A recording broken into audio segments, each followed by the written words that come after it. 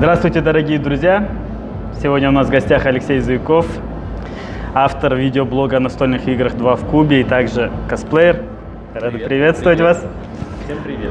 Добрый день. Не знаю, когда вы это смотрите, но когда бы не смотрели, всем привет. Всегда пускай будет день и солнечно, да?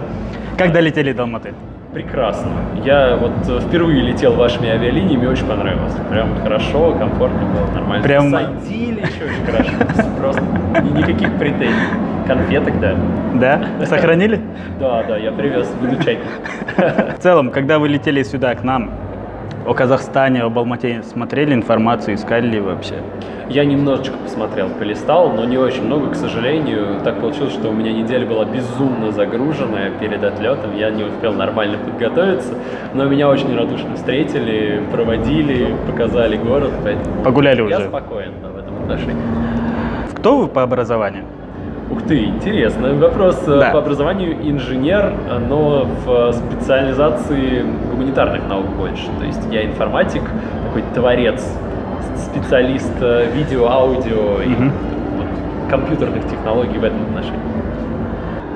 Вообще такой фееричный у вас был образ на последнем Комик-Коне. Сейлор Фредди Меркьюри. Да, было дело. До этого у вас тоже был интересный образ. Вообще, откуда берутся такие образы? Знаешь, просто иногда как бы снимаешь одежду. Нет, на самом деле, не знаю, как-то так получается второй год подряд, что получаются довольно такие эпатажные немножко костюмы, но мне очень нравится на самом деле, это очень ярко, это очень классно воспринимается публикой, и всегда все с большим удовольствием как-то подходят фоткаться, общаться. Это еще в клипе сниматься, да? Ну, вот это как раз является скорее первоосновой, то есть и изначально хочется снять клип, и хочется придумать что-то интересное для видеоряда. И вот так, наверное, рождаются эти образы. Сам я косплею уже очень давно, с 2011 года. Да. Просто я у друзей видел до этого фотки, я не узнал потом, когда объявили про вас, я такой, о, ничего себе. Да, но меня, видишь, по другому поводу пригласили. Да. На самом деле, возможно, ошиблись, возможно, надо было ввести меня в костюме. Ну, может быть. А вообще, что для вас косплей был? Косплей — это для меня прежде всего возможность не просто примерить какой-то костюм странный, да, но перевоплотиться, почувствовать себя другим человеком, даже не всегда человеком, просто другим существом каким-то, который живет по своим законам абсолютно, у которого может быть совершенно другое тело, он может там реагировать как-то по-другому, ходить. Это всегда очень интересно. Для меня важно именно получить какие-то новые ощущения, новые впечатления и суметь их отыграть. Потому что каждый персонаж, он ведь живет совершенно по-другому. Свой характер, свой. А так как вот, не знаю, Джокер, например, которого я в свое время косплеил. С какой целью? У вас же два канала, как я знаю. Ну, основной это «Два в кубе». Начинался этот канал, и сначала, как он начинался, и сейчас чем живет канал? Конечно, это большая разница. Да. С начала, получается, практически 8 лет назад. Кошмар. Я просто каждый раз, когда заходит вопрос о сроках, которыми я это все занимаюсь, я уже кошмар, сколько можно. Но это очень здорово, конечно. Тогда были мечты, такие, может быть, еще немножко зеленые, юношеские. Казалось, что все это сейчас будет так круто, так масштабно. Понятное дело, что у нас в стране с этим чуть-чуть похуже, в России с настольными играми и вообще с какой-то такой хобби-частью. Увы и ах. Но, тем не менее, все равно это классная ниша, которую мне удалось занять. Одним из первых я начал это делать в нашей стране, и вот мой блог сейчас старейший. Все изменилось в этом отношении, потому что уже и другие форматы, уже и другие впечатления, и я сам по-другому немножко к этому отношусь. Полегче стало, полегче. Я стал как-то... Поспокойнее. Да. Я уже... В общем-то, мне кажется, все доказал всем и себе в первую очередь. что я могу делать в этой связи, чего я могу добиться. Я, в общем-то, добился практически всего. Поэтому сейчас для меня канал — это больше такая отдушина. Я с удовольствием время от времени рассказываю что-то о своем любимом хобби. Я уже не гонюсь за какой-то там частой периодичностью, как раньше это было там видео раз в неделю или даже чаще. Я просто делаю это в свое удовольствие, получаю кайф. Вот количество подписчиков, там лайки, вот эти все, для вас имеет значение на канале? Ну, я думаю, что ни один видеоблогер, ни один, в принципе, публичный творец современности, даже если он скажет, что... Он слукавит, по-любому слукавит, потому что, конечно же, тебе всегда, как человеку, важна оценка. Тебе всегда важно, обратная связь, как твое творчество, как то, что ты делаешь, оценивают другие люди. Просто лайки, подписчики, там, какие-то количество поделившихся, это, пожалуй, самые простые инструменты, на которых можно увидеть эту самую обратную связь сейчас, комментарии и так далее. Я стал относиться к этому сильно проще. То есть раньше я прям переживал, если я выпустил видео, оно мало собрало, я волновался, там, грустил. Покурил, да? Ну, тут мне проще, я не курю, но иногда, да, хотелось уже закурить.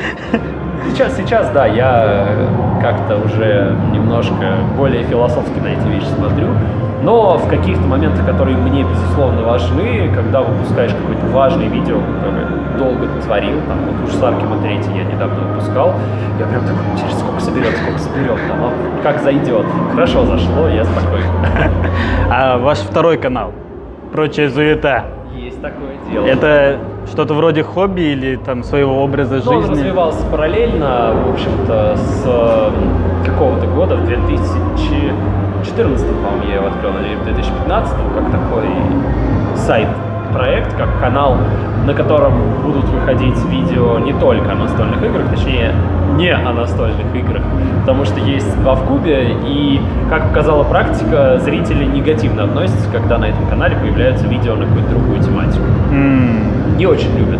Поэтому я сделал отдельный канал, и сейчас он живет, я делаю контент для него, и время от времени там выпускаются какие-то интересные штуки.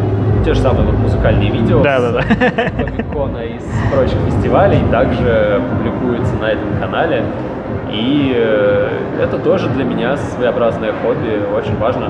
Сейчас, когда я занимаюсь какими-то другими вещами, помимо видеоблогинга, это также для меня площадка, на которой я могу поделиться своим творчеством, связанным с театром, с музыкой, с какими-то еще увлечениями.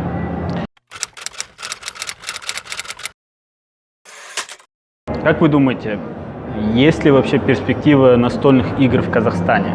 Посмотрели, у нас там национальные игры есть, Да, там свои студийные есть. Я на самом деле очень впечатлен. Я много был на региональных фестивалях в России, но за рубежом пока очень редко удавалось куда-то съездить именно на фестивале. И я прям очень доволен уровнем. Понятное дело, что тоже я поговорил с ребятами, понятное дело, что много чего не хватает, не очень много игроков пока, не очень много людей вовлечено в это хобби, но тем не менее, даже на этом уровне есть свои национальные игры. Да. Есть авторская игротека, вот я сегодня сыграл в авторский проект, по-моему, он назывался «Уголовное дело». Да. Игра, мне очень понравилась. Он очень долго тестится.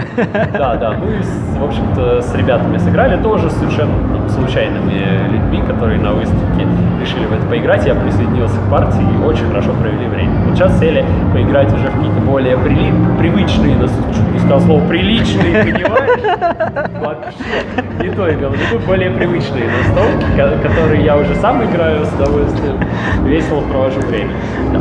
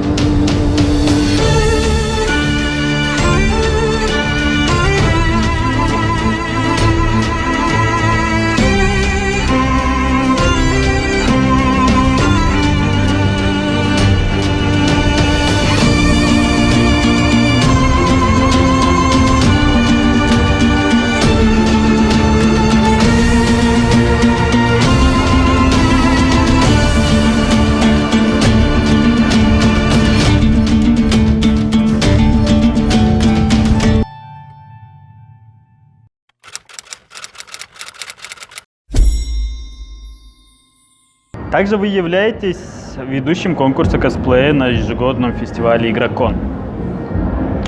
Расскажите вообще в целом про Игрокон. Игрокон, да. Игрокон, наверное, сейчас крупнейший, не наверное, а крупнейший фестиваль в нашей стране и в странах СНГ настольный.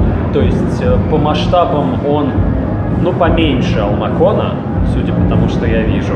Но это целиком и полностью фестиваль. Только настольный. Только настольным играм. Это очень большой масштаб, это очень здорово. К нам приезжает огромное количество авторов. Начиная с прошлого года, даже с позапрошлого года, к нам начинают ездить именитые авторы зарубежных настольных игр. Это очень здорово. Бруно Файдути был в том году. С огромным удовольствием взял у него интервью, пообщался. Вообще дядька совершенно простой, очень классный в общении и безумно интересный собеседник. Конечно, очень здорово, когда фестиваль дарит тебе возможность пообщаться с профессионалами индустрии, вот так вот в кулуарах, в какой-то простой обстановке, это очень здорово. Ну и, конечно же, презентации новинок, какие-то конкурсы, огромное количество издательств представлено, это очень здорово. Хочется, чтобы такие фестивали росли. К сожалению, кроме Игрокона, сейчас, по-моему, ничего не осталось. Раньше был большой фестиваль настольных игр во Львове, на Украине. Украина. По-моему, он тоже уже... Заглох? Его нет последние несколько лет, и мне кажется, что он закрылся. Был фестиваль... в Питере проходит Граникон. Авторский фестиваль именно авторских настольных игр. Это тоже очень классное начинание. Он, конечно, маленький, камерный, но тоже с каждым годом растет. И очень здорово, что есть фестиваль, на котором не только крупные издательства представляют свои игры, а именно авторы привозят свои прототипы, играют в них, а издатели выступают не как участники этого фестиваля, а скорее они приезжают присмотреться. И очень много проектов с этого фестиваля уже выпущено серийное производство. А роль ведущего сложно вообще на таком мероприятии? На Игроконе я веду только конкурс косплея. Да. Конечно, может быть, когда-нибудь я дорасту до того, чтобы вести все мероприятие, не знаю, я был бы, конечно, очень У вас же еще был как прямой эфир или радиобудка, такая Да, тема, я что тоже участвую время от времени, но там ребята с канала «Твой игровой» ведут прямую трансляцию ежегодно, я к ним тоже с удовольствием забегаю пообщаться, снимаю какие-то тоже интервьюшки, какие-то еще видео на Игроконе, но пока основная моя деятельность там — это конкурс косплея, в котором я принимаю участие с самого основания Игрокона как член жюри. И последние 2 года являюсь еще и ведущим этого конкурса на сцене. Вы говорили про театр. Театр живого зрителя. Живого действия. Живого действия. Театр живого действия, интерактивный театр. Интерактивно. Очень мне понравилась идея. И вообще, это чья идея, откуда это пошло? Идея нашего режиссера и нашего директора, я так понимаю, что мы вдвоем организовали это. Наш режиссер Анастасия Киреева, она из Нижнего Новгорода. Она, помимо того, что театральный актер, актриса, она еще и очень с большим стажем ролевой игрок. И в целом все наше руководство театра выходцы из ролевых игр живого действия. То есть это большие полевые игры, как, не знаю... Сражения, битвы, когда-то. Как Warhammer, например. Не тот, который настольный, а как Warhammer полевой, когда люди выезжают в доспехах в лес на несколько дней. Это, конечно же, не только Warhammer, есть очень много игр в совершенно разных сеттингах, и футуризм, и реализм, и фэнтези, и не фэнтези, чего только нет. И они решили, что такие ролевые игры, конечно же, кабинетные ролевые игры, как класс, тоже существуют, но они решили, что было бы очень интересно это делать в театральном формате, чтобы гости, которые приходят в наш театр, они сами были актерами, которые влияют на постановку, взаимодействуют с актерами, которые ведут сюжет, но при этом этот сюжет зависит от действий, от принимаемых решений наших гостей. Мне кажется, это очень интересный формат. Да, я посмотрел ваш ролик про 1984 Джорджа Оруэлла. Интересно, потому что многие же многие слышали эту книгу, но навряд ли они читали и тем более еще попасть в эту книгу. И параллельно с реальностью. Да. Сейчас, к сожалению, 1984 у нас в репертуаре нет. Убрали?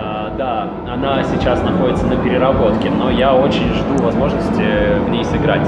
К сожалению, я пришел в театр живого действия как зритель, когда 1984 была в репертуаре, и когда я уже стал актером, когда меня приняли в труппу, 1984 уже закончилось.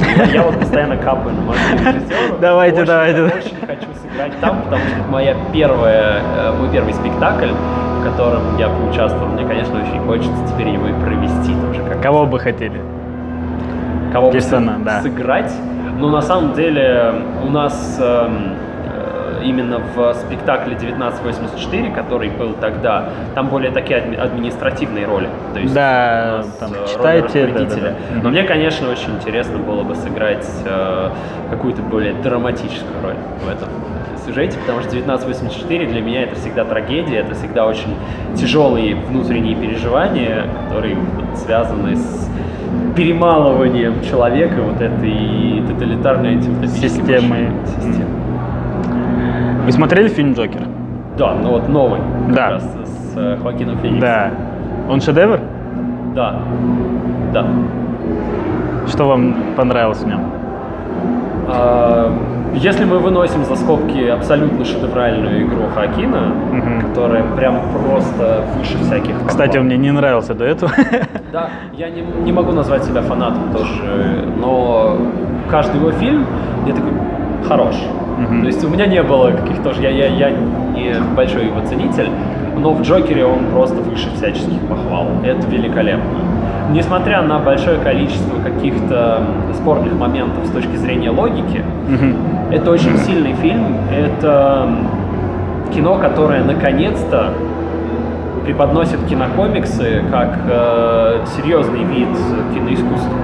Я не побоюсь этого слова, мне кажется, что за этим будущее, потому что, ну вот именно комикс-индустрии, потому что, да, боевики, красивые там веселые фильмы в стиле Marvel, они будут и есть всегда, а вот хорошего взрослого кино, ну что у нас было, Логан и, ну, Дэдпул, как бы он отдельно. Как бы и так, да, он сам по себе.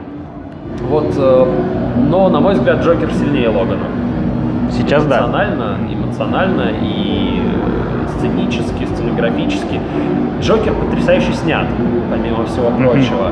Я на некоторых сценах, я просто такой, господи, я залипал просто на композицию кадра, на музыкальное оформление. Он очень хороший, это очень сильный фильм, и я очень счастлив, что довелось такое посмотреть. Реакция на мнение про комиксы вашего министра культуры Мединского. Так. Какая была у вас? Ну, слушайте, я понимаю, что мы как бы даем интервью сейчас и все такое. Ваши коллеги все высказались уже. Да, классно. На самом деле я не разделяю мнение нашего министра культуры во многих вещах, поэтому давайте вот скажем так, я с ним не согласен. И все, да? Не согласен.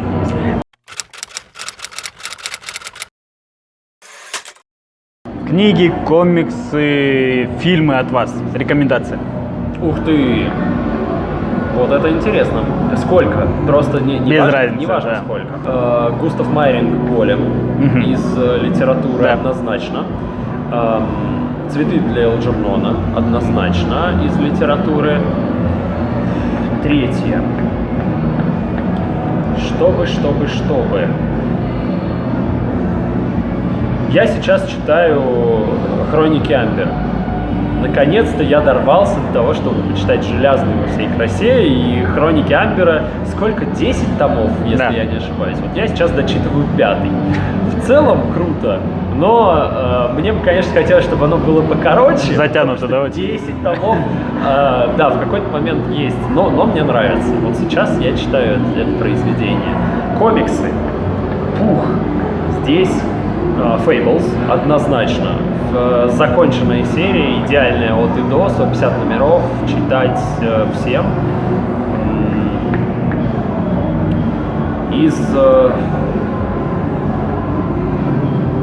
Я бы сказал, наверное, Killing Joke из DC. Из Marvel, раз уж мы пошли к большой тройке, из Marvel пусть это будет Мастрит. Чтобы такого И for Extinction. Господи. X-Force? И for Extinction. Значит, вымирание на русском языке, классический ран X-менов, уничтожение Геноши, и вот это все, это очень сильно.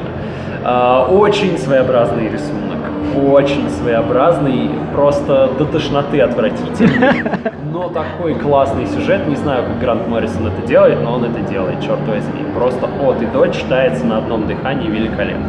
Я вообще очень большой любитель Людей Икс. Я сейчас слежу за тем, что... По экранизациям? Нет, по экранизациям, кстати, гораздо хуже мне. А вот то, что сейчас происходит в комиксах, это очень интересно. Новый ран Людей Икс.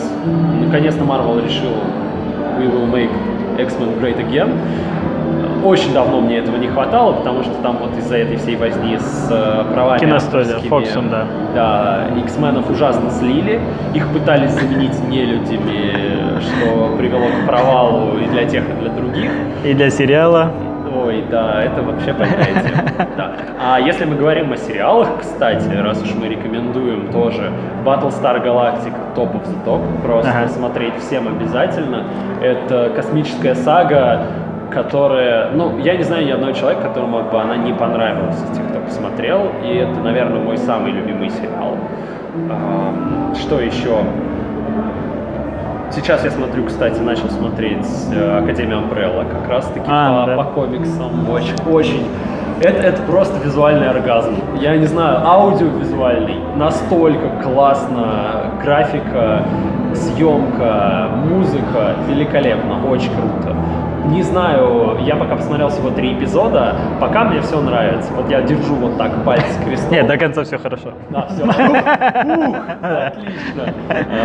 Из последних сериалов что еще? Чернобыль мне очень понравился. Да, это HBO, да? Чернобыль прекрасно. Декстер не смотрели? Нет, вот, кстати, Декстера я смотрел первые пару эпизодов. Просто мне тоже так посоветовали, я его посмотрел, я сейчас оторваться не могу. Пацаны, да. Бойс шикарный. Неординарный совсем. Легион недавно закончился, кстати. Ни одну серию не смотрел. Говоря об X-менах, тоже обязательно стоит посмотреть, потому что это невероятное визуальное решение. Сериал, в котором главный герой человек с множественными психиатрическими заболеваниями, с раздвоением личности, с шизофазией, со всем чем только возможно. И режиссеры обыграли идеально этот момент, потому что в каждой серии есть какой-то невероятный визуальный эффект, и который вот эти состояния отражает. То есть ты смотришь серию, вдруг они начинают петь, это индийское кино, начинают все петь и танцевать. Или вдруг немое кино посредине серии, где такой что просто? Где это? Или бой 2 телепатов, который происходит. Они поют Behind Blue Eyes на разных языках. Ты такой просто что? Это очень классно, это великолепный сериал в этом отношении. И, наверное, хватит. А фильмы?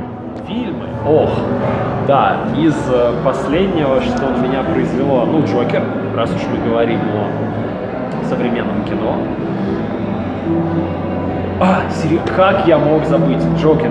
Конечно же, шучу, с Джимом Керри в главной роли.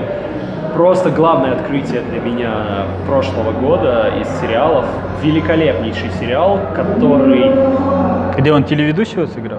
Да, где он играет ведущего детского телешоу. Да, очень грустный такой в жизни, оказывается. Невероятно сильный, невероятно сложный сериал. Я просто останавливал, потому что вот мне надо было останавливать, чтобы пойти продышаться, попить водички. Невероятно сильно. Это настоящие американские горки. Режиссер гений абсолютный, который умудряется делать так, что у тебя при просмотре этого сериала просто взлет и падение настроения, реально как на американских горках. Захватывает невероятно, смотреть всем. Второй сезон, по-моему, в декабре. Очень жду. Рейтинг, кажется, у него не сильно был. Почему-то по рейтингам у него, кажется, было ниже. Да, к сожалению. Да, почему-то такие у нас не залетают. Но он очень сложный. То есть это не хихи-ха-ха. Он по рейтингам ты не зашел, потому что все думали, Джим Керри! Да. Кривляться. Сейчас он всем покажет. А он играет прям, мне кажется, он играет себя во многом в этом сериале. У меня есть ощущение, что он очень... Улыбается, но внутри... Как известно, да, все самые веселые комики, все самые смешные клоуны жизни самые грустные и тревожные люди. Поэтому я во многом разделяю. Как вам в целом Алмакон? Круто. Очень круто. Я пока мало чего успел посмотреть, кроме настольной зоны. Я пробежался до своего выступления на сцене, увидел огромное количество авторов, и это просто поражает. Я на самом деле не совсем понял, представлены ли здесь только авторы местные. По-моему, нет. По-моему, есть и из России я видел комиксистов. Да. Но огромное количество. Я на многих комикс-фестах был, в том числе и на Comic-Con Russia. И такого масштаба по количеству авторов и по вниманию к авторам, по-моему, нет даже у нас. Спасибо большое за интервью, Спасибо. было очень великолепно. Приятно погулять вам на Алмаконе. Спасибо, всем пока.